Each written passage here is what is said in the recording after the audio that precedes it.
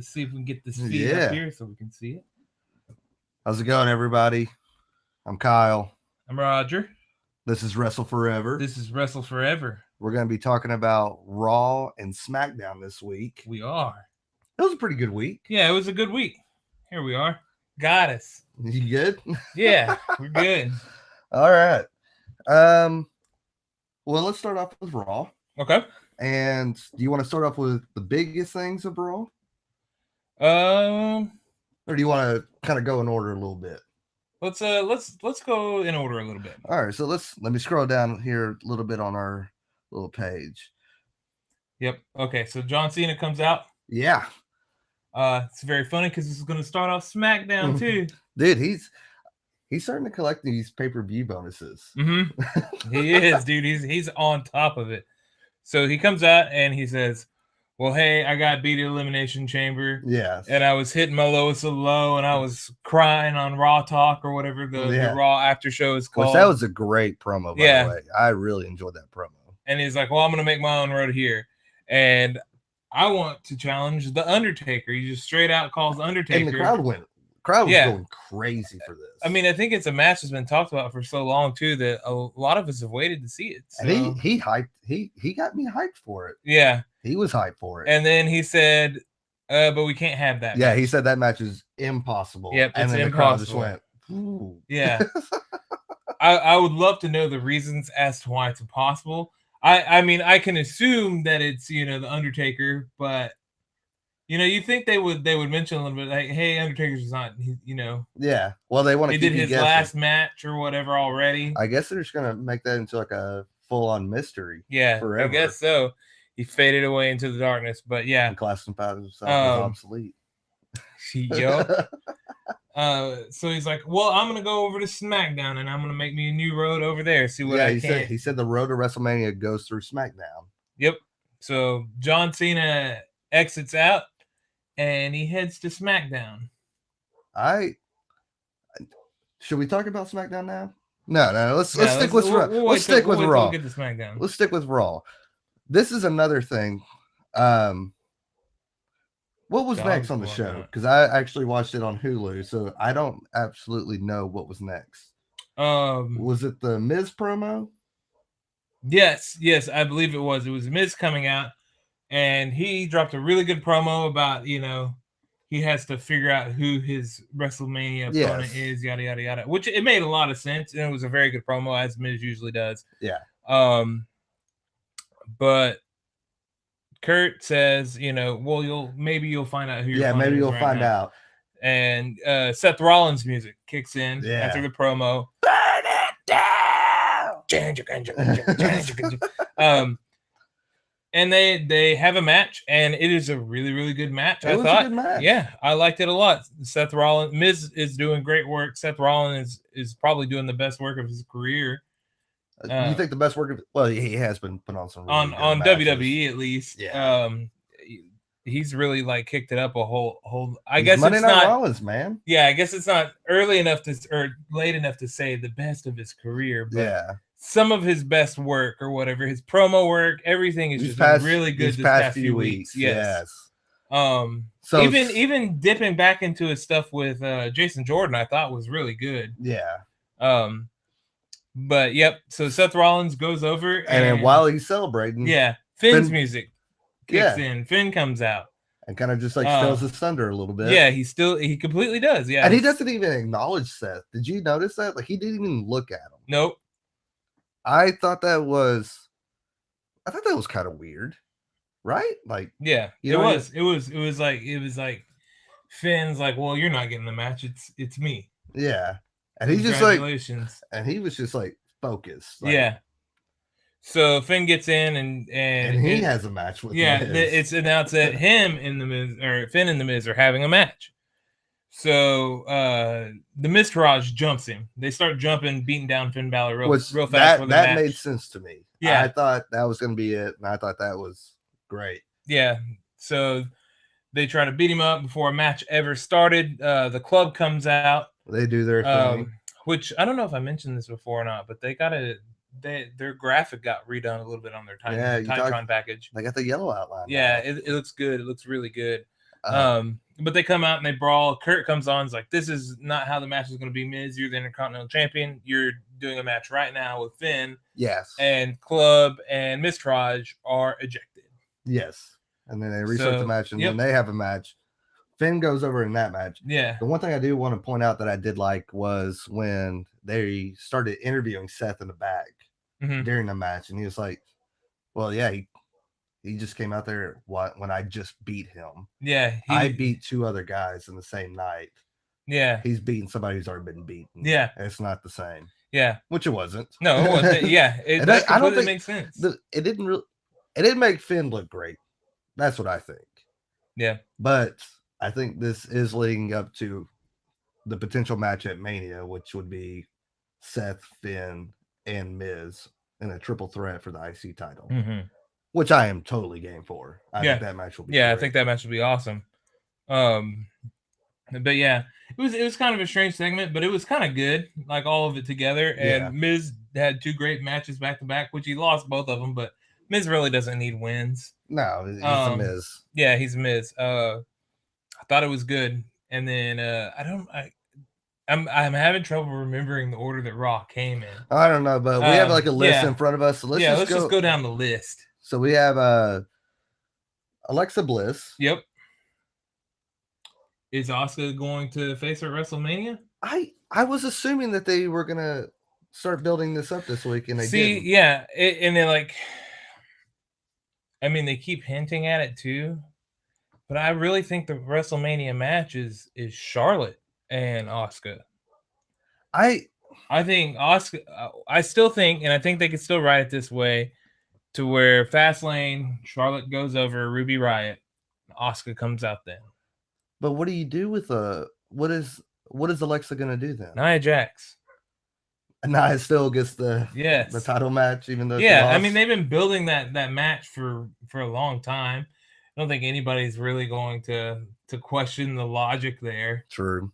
I mean, I wouldn't question it. It's just they could still do like we're like, well, Asuka could go over there and be like, well, who's gonna face Alexa?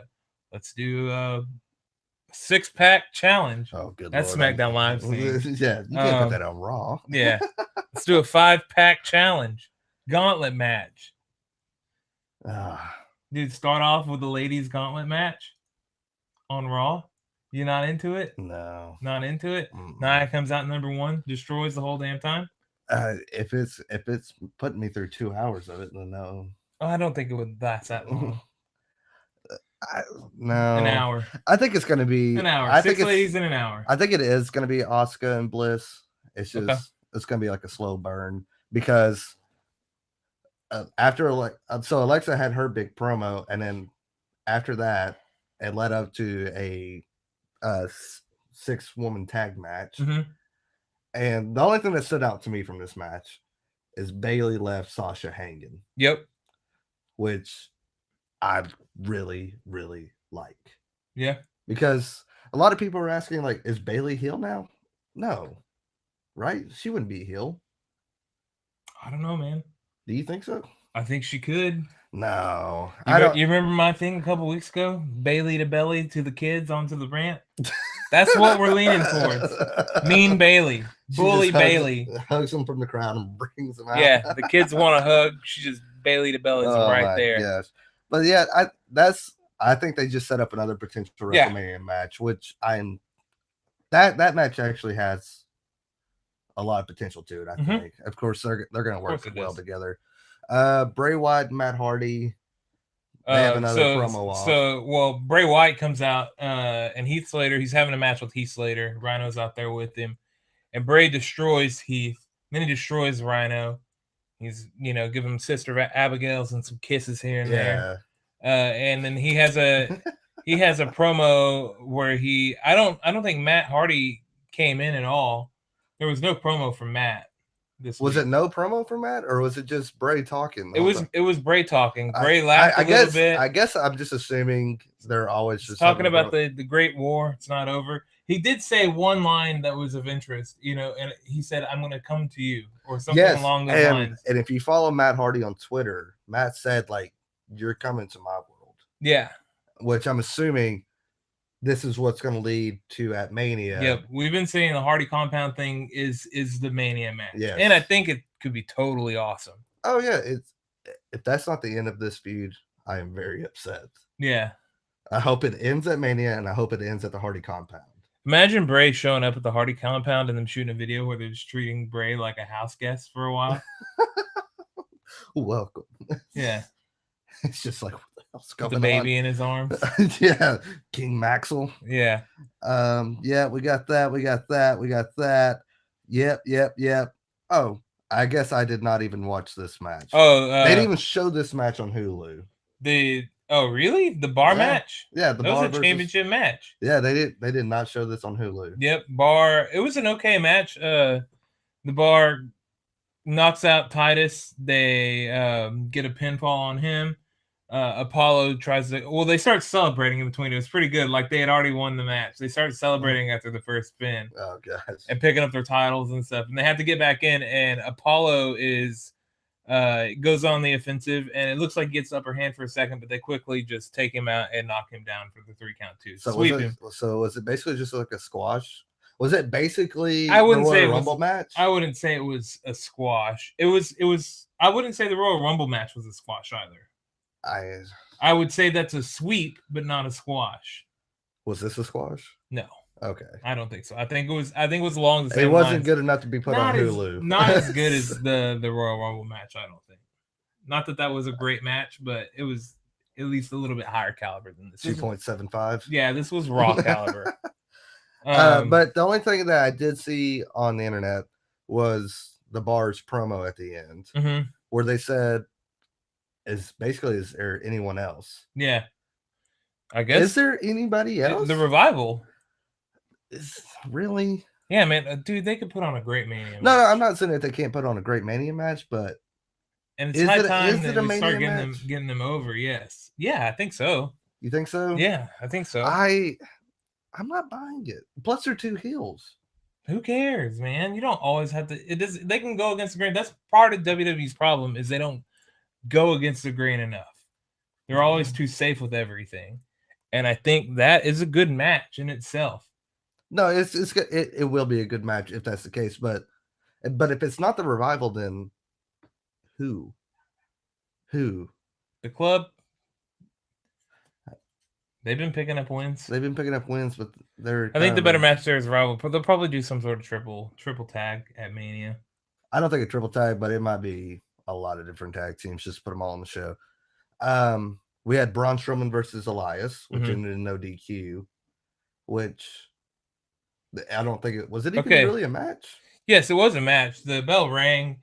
And Braun was beating the hell out of Elias. Yes. Then Elias tries to crawl under the ring, pulls out a fire extinguisher, and hoses Braun with it. And for the rest of the match, Braun is selling the Braun's just doing that. Well. I thought it was just so funny because the way Braun was like wiping his tears, he's just like, yeah.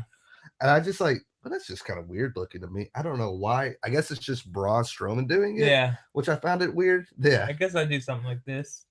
But he was just like using like his wrists. Yeah, man, but he's got them big eye sockets, dude. Like, everything on him's big. Ayo. Whoa. We live, baby. Whoa, we live.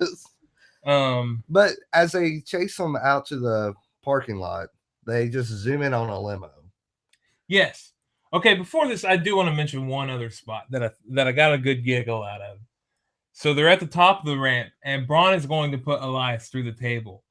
Yes. And Corey Graves, because Braun makes a crack at him at the very beginning of the match about how he should keep his mouth shut.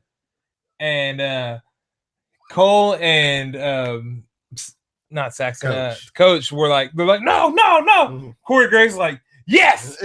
I'm staying here for this. Yeah. And then he reaches over, he's like, hold on, Coach, let me save your iPad. Yeah.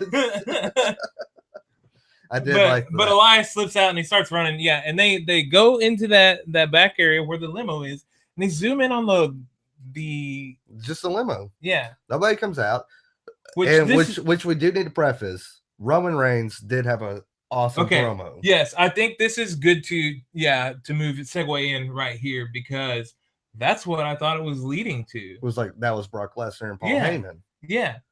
but it wasn't. There was no payoff to that limo at all. Unless it was Triple H and Stephanie in it. But the only thing I could think of is it was Brock. This is my theory. So it's Brock didn't show up to Raw. Mm-hmm. Roman comes out. Kind of ripped him. Yeah, he ripped him hard, dude. Yeah. It was a good promo. He had fans cheering him. Yeah. He had people cheering him. Which if he keeps doing stuff like that, then yeah, that's what you need to do, dude. You need to be real. Yes. You need to feel real.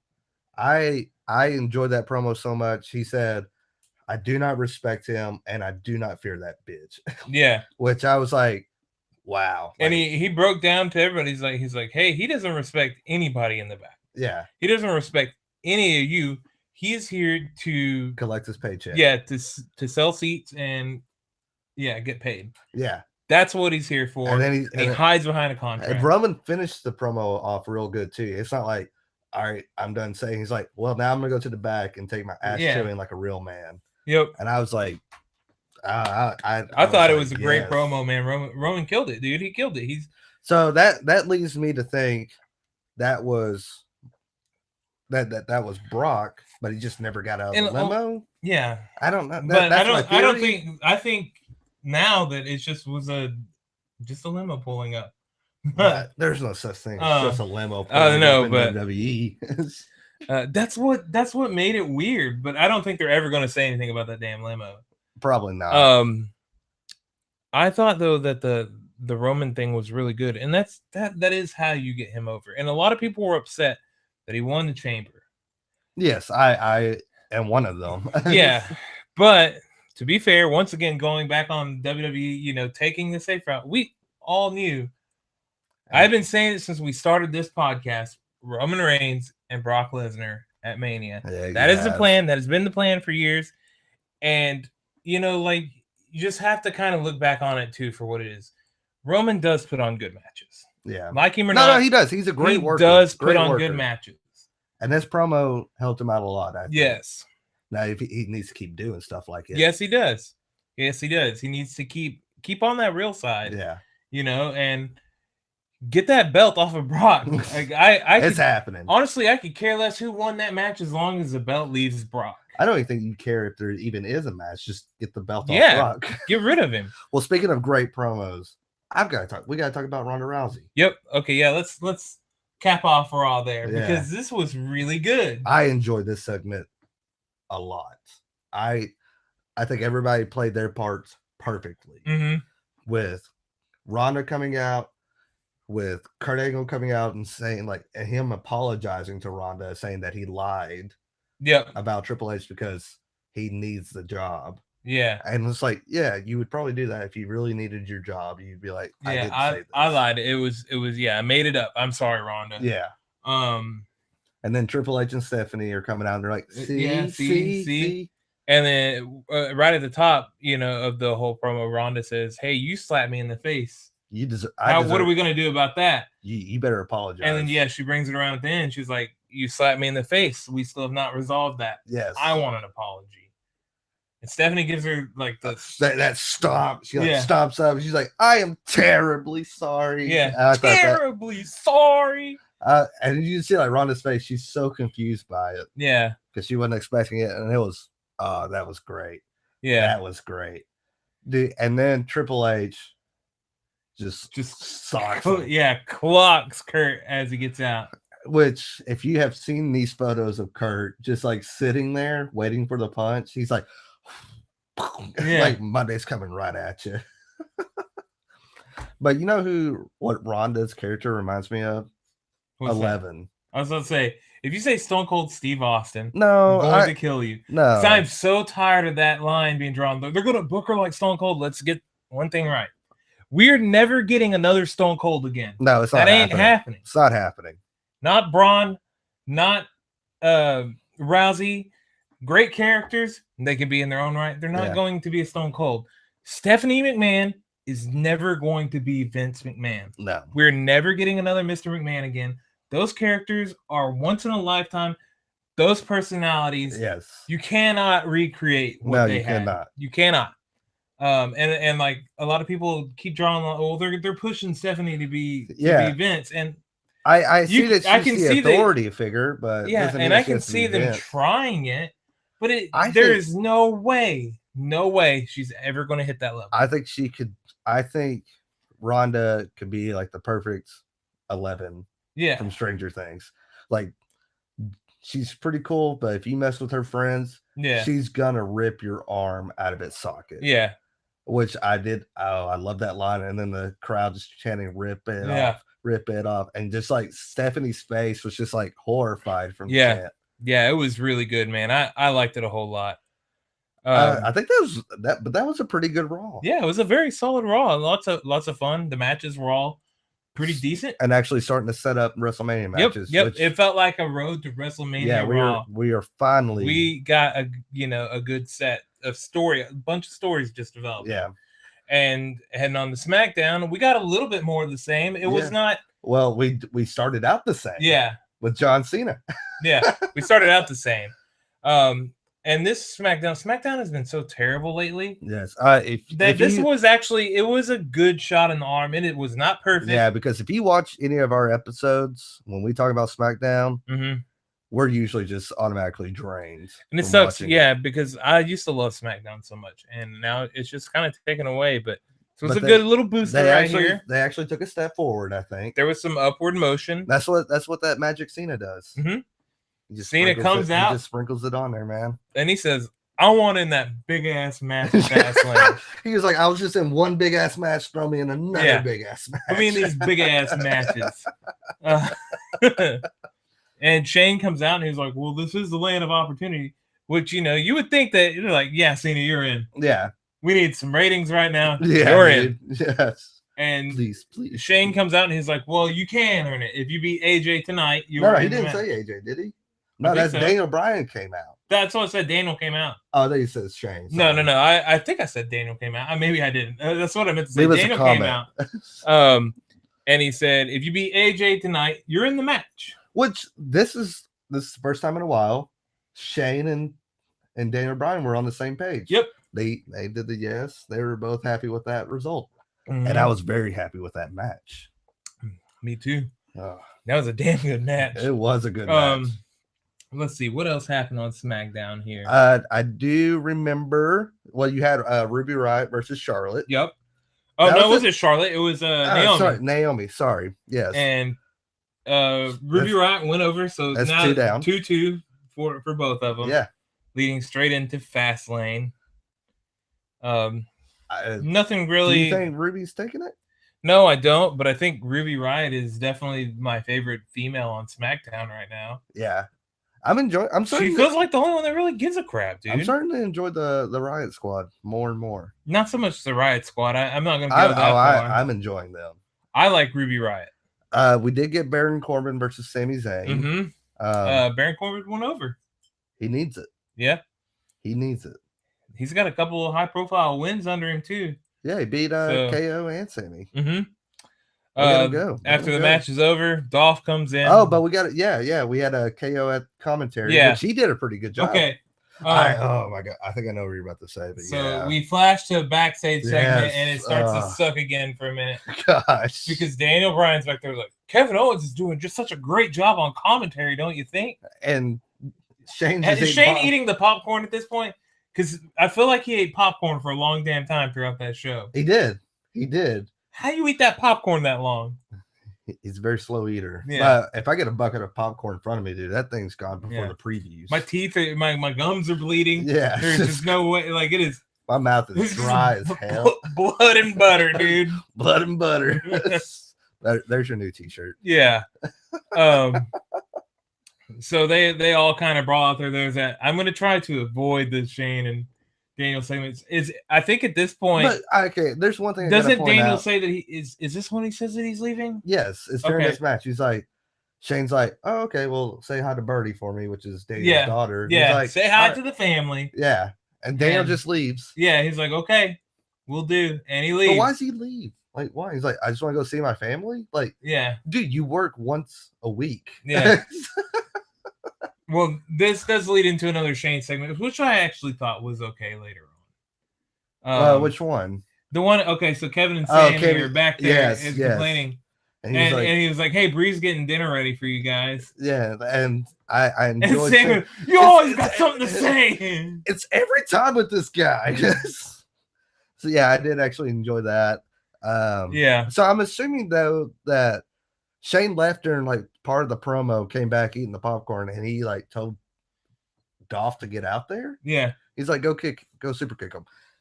Usos and New Day promo, I loved it so much. Yeah, it was good. Oh my gosh, I thought it was just phenomenal. Yeah, but they're always good. Every time they're together, they're good.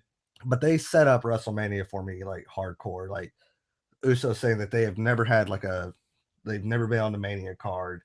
And is that true? They've never been on the Mania card? I feel like that's not true. They've probably been on they've been on the pre-show. They've never been on the actual card, which that's changing this year for sure. And then they tell New Day, it's like, y'all been doing the same thing for 5 years. And then Big E just unleashes that promo where he just tells them, we haven't been doing anything for 5 years. We've been champs. We've been breaking records. Yeah. And oh my gosh, if you haven't watched that promo, go back and watch it. It was it's phenomenal. Good. But then right at the end, Bludgeon Brothers, they're getting close to each other, and then Bludgeon Brothers music hits. Yes. They got their hammers. They drop them down. They head into the ring, and then everybody else. Yeah, they go back and get get their hammers and go back. I was like, why did they do that? They were like, we're not getting our asses kicked. Yep. Oh, we actually had a Shinsuke Nakamura sighting. Yeah, and Rusev. Yes, both of them. They just stuck them in the same damn segment. Yeah. Which, well, I'm glad. At first I was like, is this a match with Shinsuke and Rusev? This is a bad idea. Because had it been that match, that would have been a horrible idea. You have your arguably one of your most over acts going against your Royal Rumble winner that's supposed to be, in one of the headlining matches of Mania. You don't want them squaring off. No. You don't want either one of those to lose steam. But it was Aiden English, and they put on a decent match. It was a decent match. Which, Aiden English, though, like, Shinsuke should have beat him a lot faster. Yes. Maybe they're just playing out like he's a showman or something. I guess. One thing, all right, so a couple things I want to point out during this. So John Cena comes out right after their match to set up to get ready for AJ versus Styles. I mean, AJ versus Cena. Why did they put Cena in the championship match? I would rather have put Cena versus Nakamura at Fastlane. Yes. I think that's the better thing there. Because I think then you could have built up. I mean, I think they're stretching. I think it has to do with ratings, dude. I think they're stretching for ratings, keeping Cena on SmackDown for the. I guess so. Have him in some matches. Maybe they'll just have a little exhibition next SmackDown or something like that. Could be. So. But I would have rather seen Cena versus Nog, and if Cena beat Nog, he got added to the Mania match, which I would not have put him over still. But it would have, one, given Nakamura something to do while he waits. And then two, you could have made Nakamura look even stronger by beating John Cena. Yep. Especially a desperate John Cena. Yeah. But anyway, that's just like that's how I would have looked at it. I get it, but at the end of the day, like, I'm fine with what we got because let's just skip Bobby Roode and Randy Orton here. That's just who cares about the damn top 10? No. We know they're having a match.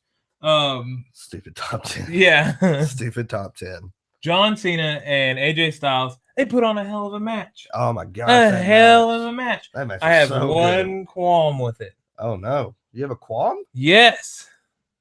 One big giant problem. What do you got? They cut the damn commercial during a freaking Styles clash. Did they? Yes. I guess I didn't notice AJ hit his Styles clash. It was in a commercial break, and they're like, well, now that you're back, let's show you this Styles clash. That is a major point of the match. So was this a worse commercial break timing than when Scott Hall came out there in Raw 25? It could be. The Styles clash is important, man. You don't see that very often. WWE, man, your production crew, man. Why? What were you thinking? And commercial break. Son of a bitch. Put it somewhere else. But overall, the match was good. Yes, it was a very enjoyable AJ match. kicked out of AA's. AA for days.